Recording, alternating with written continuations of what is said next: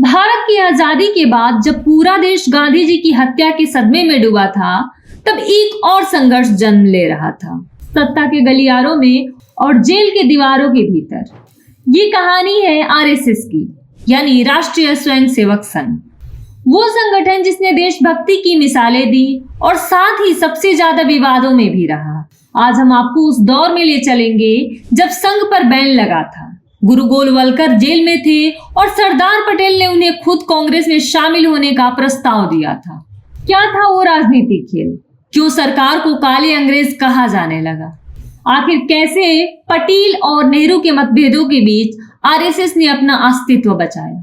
अगर आप भारत की राजनीति, इतिहास और विवादों को समझना चाहते हैं तो अभी हमारे चैनल को सब्सक्राइब करें, क्योंकि आज हम बताने जा रहे हैं भारत के भीतर चल रहे सबसे बड़े वैचारिक संघर्ष की कहानी।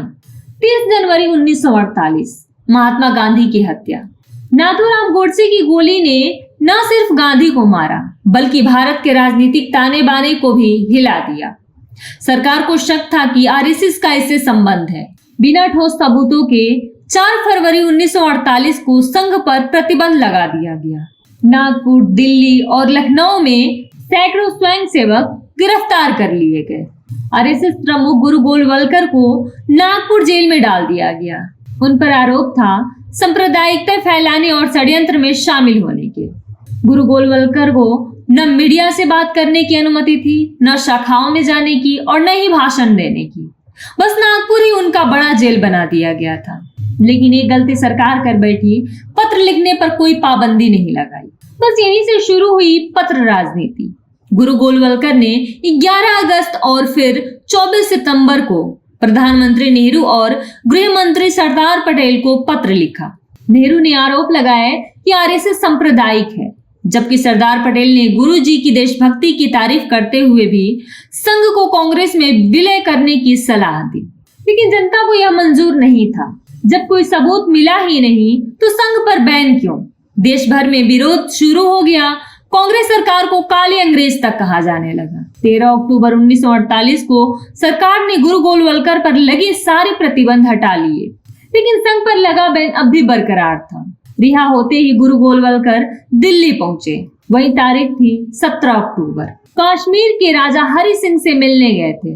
दिल्ली पहुंचते ही सरदार पटेल से मुलाकात हुई। 30 अक्टूबर को दूसरी बैठक हुई तो वही सरदार पटेल ने साफ कहा, अगर संघ कांग्रेस में मिल जाए तो देश की एकता मजबूत होगी।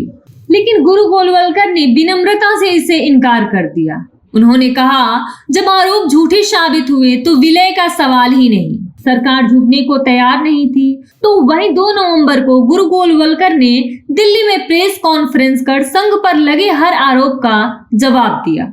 लेकिन 12 नवंबर को सरकार ने धमकी दी, अगर गुरुजी नागपुर नहीं लौटे तो उन्हें फिर गिरफ्तार किया जाएगा। 13 नवंबर को उन्हें दिल्ली से उठा लिया गया और नागपुर जेल में डाल दिया गया। तो वहीं अब संघ ने इसे कहा, अधर्म के खिलाफ धर्म की लड़ाई। देश भर में सत्याग्रह शुरू हो गया, जेल भरने लगी और हर राज्य सरकार को केंद्र से संदेश आने लगा कि जगह नहीं बची। आखिरकार लगातार विरोध, दबाव और जेलों में भरे स्वयंसेवकों के कारण सरकार को झुकना पड़ा। 11 जुलाई 1949 को संघ से प्रतिबंध हटा लिया गया, लेकिन शर्त रखी गई, संघ संविधान लिखेगा और लोकतांत्रिक सिद्धांतों पर काम करेगा। आरएसएस की ये कहानी सिर्फ एक संगठन की नहीं, बल्कि भारत के उस दौर की है जब आजादी के बाद भी विचारधाराओं की लड़ाई जारी थी। एक ओर सरकार तो दूसरी ओर विश्वास, एक ओर सत्ता तो दूसरी ओर संगठन। और आज सवाल वही फिर उठता है, क्या संघ भारत के इतिहास का सबसे बड़ा विवाद है या सबसे बड़ा वैचारिक आंदोलन? कमेंट बॉक्स में अपनी राय जरूर बताइए और चैनल को सब्सक्राइब करें, लाइक करें।